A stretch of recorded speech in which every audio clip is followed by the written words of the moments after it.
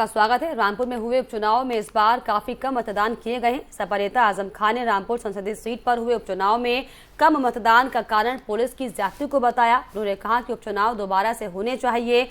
हम इसे लेकर सुप्रीम कोर्ट में याचिका दायर करने पर विचार कर रहे हैं। हालांकि उपचुनाव में जीत को लेकर वो आश्वस्त भी हैं। अखिलेश यादव से रिश्तों में दूरी पर उन्होंने कहा कि कोई दूरी नहीं है, हाँ कुछ बातों की जरूर तकलीफ है। मतदान के दौरान आजम खान और उनके विधायक बेटे अब्दुल्ला आजम ने कम मतदान को लेकर पुलिस पर निशाना भी साधा।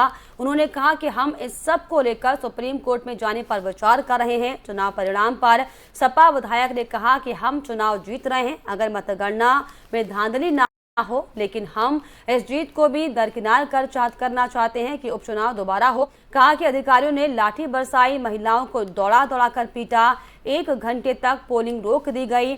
पुलिस के इस आतंक की वजह से मतदान प्रतिशत कम रहा। ये लोकतंत्र का कत्ल है।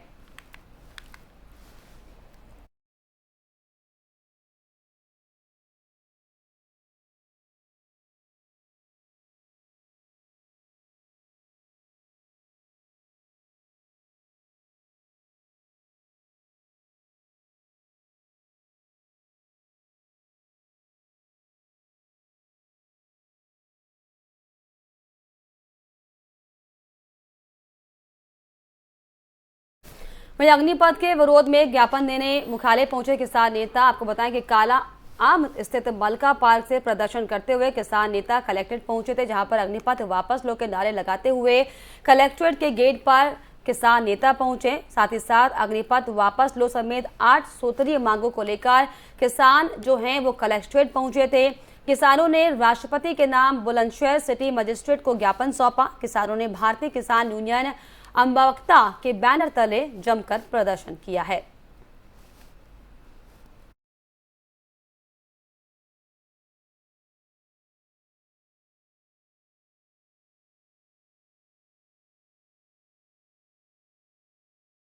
वहीं सेल्फी के लिए शौकीनों के लिए उन्नाव के निराला पार्क के पास नया सेल्फी पॉइंट बनाया गया है और फव्वारा सेंटर ऑफ अट्रैक्शन बना हुआ है। सेल्फी पॉइंट बन जाने के बाद से ही यहां पर सुबह से लेकर देर रात तक लोगों की भीड़ सेल्फी लेते हुए देखी जा सकती है। वैसे तो उन्नाव में कई पार्क हैं, लेकिन सबसे आकर्षक पार्क निराला उद्यान पार्क माना जाता है। महानगरों की तर्ज पर ही उन्नाव सीडीओ दिव्यांशु पटेल के प्रयास के तहत यहां पर उन्नाव में निराला पार्क के पास ही सेल्फी पॉइंट बनाया गया, जहां तक एक तरफ सुबह से लेकर देर रात तक युवाओं सहित बुजुर्गों की यहां पर भीड़ लगी रहती है, तो वहीं शाम होते ही रंग बिरंगी रोशनी से नहाया फव्वारा और सेल्फी पॉइंट बेहद ही आकर्षक लगता है।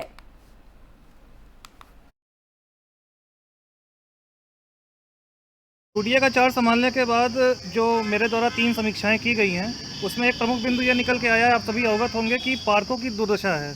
पार्कों की दुर्दशा पे पिछले महीने हमारे माननीय प्रभारी मंत्री जी ने भी ध्यान आकृष्ट किया था। इस संबंध में आप सभी को अवगत कराना है कि फाइल हमने बना ली है। 6 पार्क हम ऐसे डेवलप करने जा रहे हैं, गदनखेड़ा से लेकर शहर के बीच में। आवास विकास और नगर पालिका के ये जो भी पार्क हैं, इन्हें यूडीए डेवलप करेगा। बाद में आवास विकास और नगर पालिका को हैंडओवर कर दिए जाएंगे, जिनका रखरखाव संबंधित RWA नगर पालिका और आवास विकास करेंगे। इन पार्कों में हमारे द्वारा लाइटिंग, ओपन जिम फैसिलिटी और वॉकिंग पार्क ये बनाया जा रहा है। इसकी फाइल तैयार है और इसका जो बजट होता है ये आदरणीय कमिश्नर सर पास करते हैं यूडीए का, उनको फाइल आज भेज दी जाएगी। यूडीए का चार्ज संभालने के बाद जो मेरे द्वारा 3 समीक्षाएं की गई हैं, उसमें एक प्रमुख बिंदु यह निकल के आया है। आप सभी अवगत होंगे कि पार्कों की दुर्दशा है। पार्कों की दुर्दशा पे पिछले महीने हमारे माननीय प्रभारी मंत्री जी ने भी ध्यान आकृष्ट किया था। इस संबंध में आप सभी को अवगत कराना है कि फाइल हमने बना ली है। 6 पार्क हम ऐसे डेवलप करने जा रहे हैं, गदनखेड़ा से लेकर शहर के बीच में। आवास विकास और नगर पालिका के ये जो भी पार्क हैं, इन्हें यूडीए डेवलप करेगा। बाद में आवास विकास और नगर पालिका को हैंडओवर कर दिए जाएंगे, जिनका रखरखाव संबंधित RWA नगर पालिका और आवास विकास करेंगे। इन पार्कों में हमारे द्वारा लाइटिंग, ओपन जिम फैसिलिटी और वॉकिंग पार्क ये बनाया जा रहा है। इसकी फाइल तैयार है और इसका जो बजट होता है ये आदरणीय कमिश्नर सर पास करते हैं यूडीए का, उनको फाइल आज भेज दी जाएगी।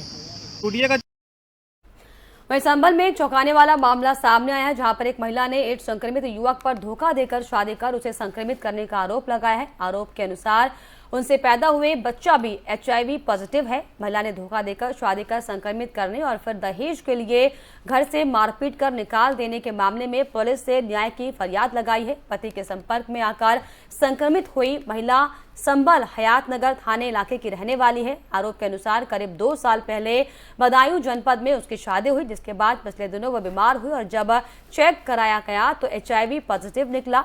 यही नहीं, उसका बच्चा भी अब HIV पॉजिटिव है। वही महिला का आरोप है कि जिस तरीके से लड़के से उसकी शादी हुई वो एड्स संक्रमित था और लड़के और उसके घर वालों ने एड्स को छुपाकर धोखे से शादी की है और आरोप के अनुसार उसका पति अब अंतिम स्टेज में है।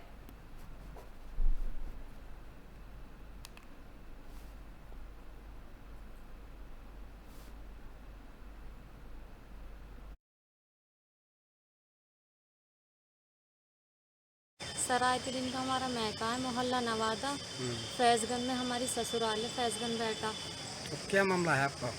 अच्छा, हमारी यहाँ पर शादी हुई थी फैजगंज बेटा में। तो शादी को 1.5 महीना हुआ। हमारे देवर ने मुझ पर गलत निगाह डाली 1.5 महीने शादी के बाद, और फिर हमें ये दहेज की मांग करने लगे। हमारे आदमी को HIV था पहले से ही। इन लोगों ने धोखाधड़ी करी, उनसे मुझे हो गई बीमारी, मेरे बच्चे को हो गई। अब दहेज की और पैसे की मांग करते हैं, गाड़ी लेकर। अब बस ये चाहते हैं कि मैं यहाँ से चली जाऊँ, मुझे निकालते हैं। हमारे जेठ ने सब ने मुझे मार के निकाला, अलग कर दिया। सास ने सब ने मार के निकाल दिया मुझे घर से। ये एक महिला के द्वारा जन शिकायत में हम लोगों के सामने एक प्रार्थना पत्र दिया गया है। इसमें अपने ससुराल वालों पर दहेज व अन्य आरोप लगाए गए हैं। पूरे मामले की जांच महिला थाना के द्वारा कराई जा रही है। मेरी बेटी के साथ अत्याचार, मार पिटाई, बदतमीजी होती रहती है और उसके साथ उसके देवर ने बेपनाह बदतमीजी करने की कोशिश की। उसकी शिकायत मेरी बेटी ने अपने सास ससुर से की तो उसका विरोध करा तो उसको मारा पीटा गया। उसे घर से छुटाने की, तलाक देने की धमकी दी गई उसको, मगर वो अपना घर बसाने के चक्कर में उसमें वो उसको उनके अत्याचार को सहती रही। आखिर में उसका बेटा हुआ, उसकी हालत बहुत ज़्यादा सीरियस चल रही थी। अब हालत जब उसकी जांचें हुई, दवाइयाँ ले आकर, तो उसको HIV आया। उससे ये पता चला कि इसके हस्बैंड को पुराना काफ़ी वक्त से HIV की बीमारी है। सरायतरीन का प्रदेश में आए दिन हो रहे सड़क हादसों से मौत का आंकड़ा लगातार बढ़ता जा रहा है। थाना नारखी क्षेत्र के कोटला रोड पर हुई बस और बाइक की भिड़ंत में बाइक सवार 3 लोगों की मौके पर ही मौत हो गई। जानकारी के अनुसार जन्मदिन पार्टी कर तीनों दोस्त वापस लौट रहे थे। वहीं बारात से भरी बस से टकराने की वजह से बाइक सवार तीनों की मौत हुई है। वहीं घटना की सूचना मिलने के बाद मौके पर पहुंची पुलिस ने शवों को पोस्टमार्टम के लिए भेज दिया है।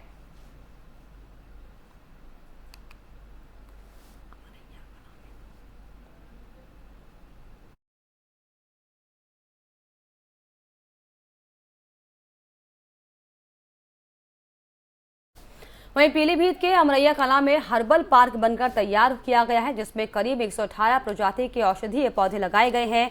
इस पार्क को ग्राम प्रधान की मदद से तैयार किया गया है। डीएम ने अपने ट्विटर हैंडल पर उनके कठिन परिश्रम की जमकर तारीफ की है। इसी के साथ उन्होंने ये भी बताया कि इस पार्क की वजह से लोगों को जड़ी बूटियों के लिए इधर उधर भटकना नहीं पड़ेगा।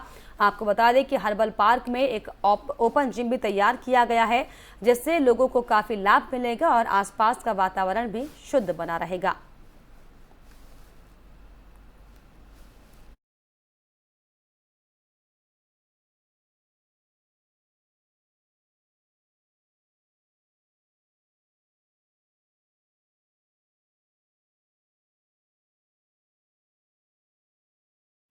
वहीं पनकी पुलिस को बड़ी कामयाबी हाथ लगी है, जिसमें आपको बता दें कि पनकी थाना प्रभारी अंजन सिंह ने चेकिंग के दौरान भौती बाईपास से 3 किलो चरस और एक युवक को गिरफ्तार किया है। ये शातिर अपराधी नेपाल से चरस लेकर डिलीवरी के लिए जा रहा था। आपको बता दें कि चरस की अंतर्राष्ट्रीय कीमत 3 करोड़ के करीब बताई जा रही है।